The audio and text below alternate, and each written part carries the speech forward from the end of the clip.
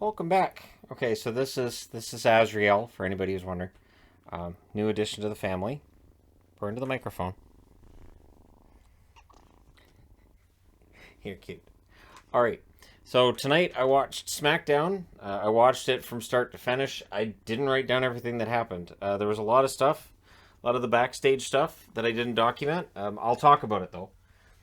In that it's a WWE show. It kind of feels like I've watched 40 plus years of WWE shows, and there's this formula with them. There's a formula with the matches as well. So Vince comes out,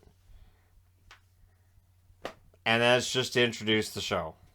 Then now forever together, and then he walked off, and I thought, all right, so that's it. But here I am reviewing the show, so it worked. So Riddle comes out and he does a promo and he recaps his feud with Roman, and then they had Madcap Moss versus Corbin. Can we get rid of the Madcap name? I don't like it, but that's me. I'm just old, right? So because I think if you're gonna get him taken seriously, he can't have the name Madcap. I don't. If he can make that work and become a champion as Madcap, okay. But I think to really make it work. Anyways, there was a lot of rest holds. And this is the thing with WWE matches compared to AEW. AEW matches can be very frenetic, very quick. And this is where people say, well, they drop guys on their heads. There's higher risk. There's higher risk to the moves in AEW. I understand why WWE uses rest holds and longer delays in getting things started, whether it's guys outside the ring, whether it's and sometimes it's a guy outside the ring getting beat up or a guy outside the ring pointing at the ref and going, get him away from me, the whole thing. But it just feels like time killers. So Moss wins again, and then he takes the microphone and he laughs. So, all right. Moss wins the third straight. At least it's not 50-50 booking, and at least the right guy's going over. And then Corbin kind of picks a fight with Pat McAfee. I don't know if that's going to go anywhere, but then McAfee beaks off at him and laughs Corbin out, and the crowd kind of laughs him out too, I guess. And again, it's just sort of okay. It's kind of there. So New Day comes out, and they laugh as well, and I thought, is anything going to happen? Not really. So it was New Day versus Jinder and Shanky was the plan. Eventually we get to that, but man, the amount of time they spend with advertisements, the amount of time they spend with don't forget to buy tickets for this show in your area, it's honestly, it's something that it feels like has gotten more and more prominent on their shows.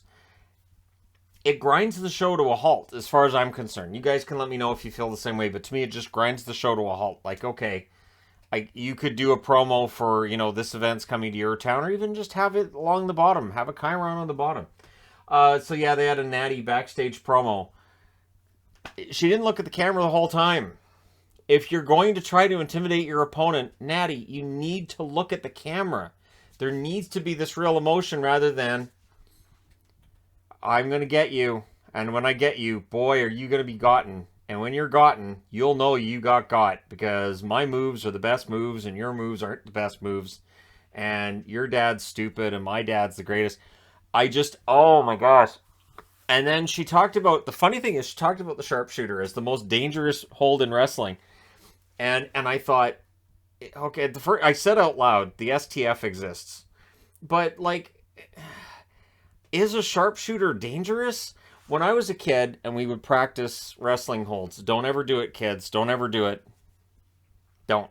But we would practice. And Boston Crab sharpshooters, yeah, you could practice that. Figure four as well. They can be applied with no pain at all that's involved. They look impressive, but if they're applied correctly, and I'm saying correctly, so I'm not talking about my friends and I, we weren't in a ring or anything. It was just, okay, so leg here, step through, and okay. And just let me know if this hurts and I'll stop.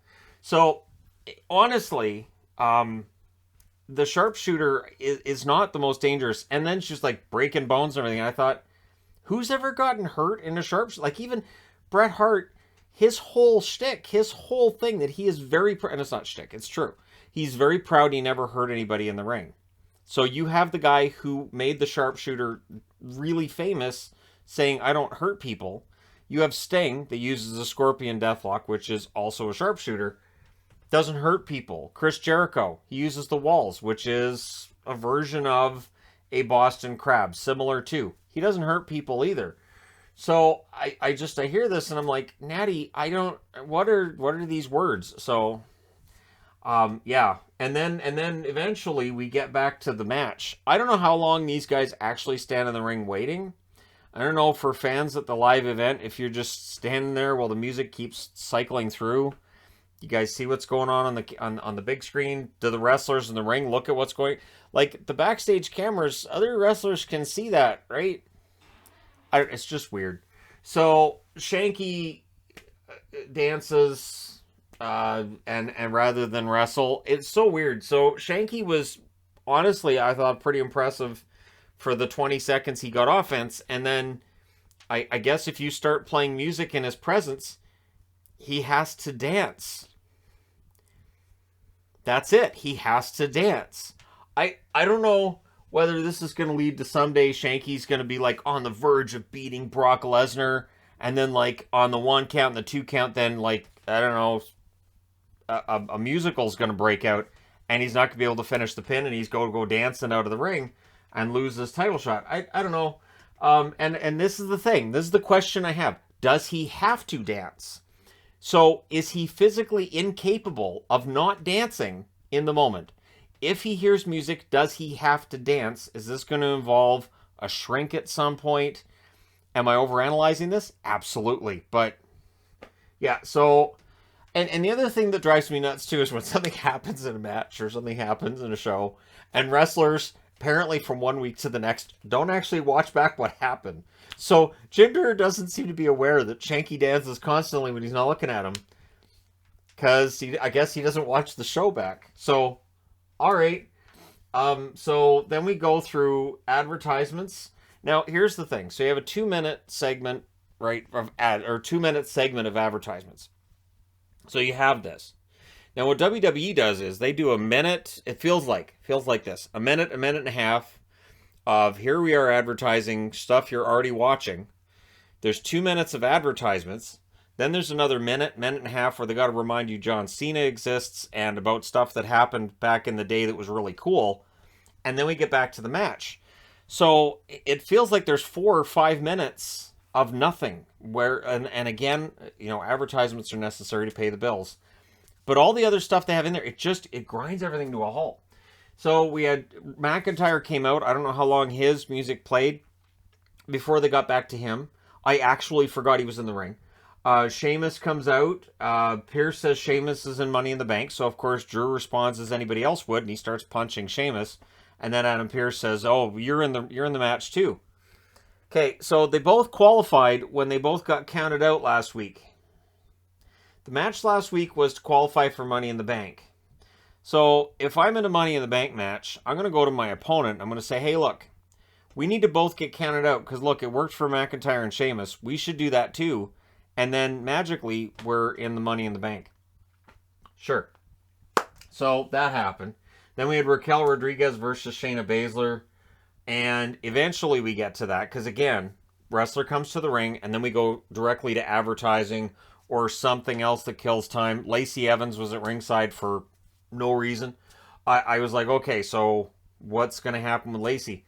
I think with Lacey, they're trying to make her this super duper baby face. But the way she talks, the way she carries herself, she's a natural heel. I don't know why they don't just lean into it and just let her be a heel. But they're really trying to make her this hero that everybody will get behind. She's a veteran and she's got daughters and she's hardworking. But she should be a heel. That's just my opinion. So, Shotzi and Aaliyah are watching on TV this match, and of course they're watching from that weird angle that nobody watches TV from. And I guess that's what, but Aaliyah, I mean, like, aren't Aaliyah and Shotzi, like, Shotzi's locked Aaliyah in rooms and Aaliyah locks Shotzi, like, I don't, alright, they're fighting next week, so I don't know why they're just backstage just watching. Okay, the TV's here. I don't usually watch TV this way. It's unusual. Anyway, So the crowd was dead for this match. I cannot describe accurately enough just how dead the crowd was for this match. Did not care. And this is a problem. You've got two women in there. Raquel Rodriguez, she wins the match, and the crowd, there was, and I'm watching the crowd because this is Smackdown, so they will pipe in fake crowd noise. And there was very little reaction when Raquel won. So she's in the Money in the Bank because you need a tall, larger opponent for everybody. That's why you've got Drew and Sheamus in there as well, I guess. But what did Shayna Baszler do? Shayna Baszler in NXT was a dominant women's champion to the point where by the time she finally lost the title, I was sick of her. But she was a very good heel. She was a very good dominant champion, and she was believable as a dominant champion. And you would start a match up and you'd be like, Shayna's going to kill this poor girl. And then she would. And it just, it worked. And now we're looking at a product where Shayna's just buried. Shayna has nothing going on. And I don't know how much longer Shayna's going to last in the company. Because she takes the pin, nothing after, and just it's over. So I don't understand what's happened with Shayna. I assume, and again, I'm just left to assume, that she doesn't look like what they want divas to look like. I know they call them women, not divas anymore, but it's kind of shifted back towards that diva thing.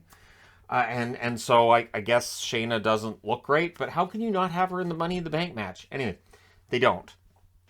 And then they had this weird segment. So first off, they say the next matchup is going to be the main event. And I'm like, okay. It's only 6:15 my time, but fine. All right, cool. So instead, we get Max Dupri doesn't like the lighting. He was going to go out there. And then he said, and I had to write this down because I'm like, what? Titillate the juices of their guilty pleasure.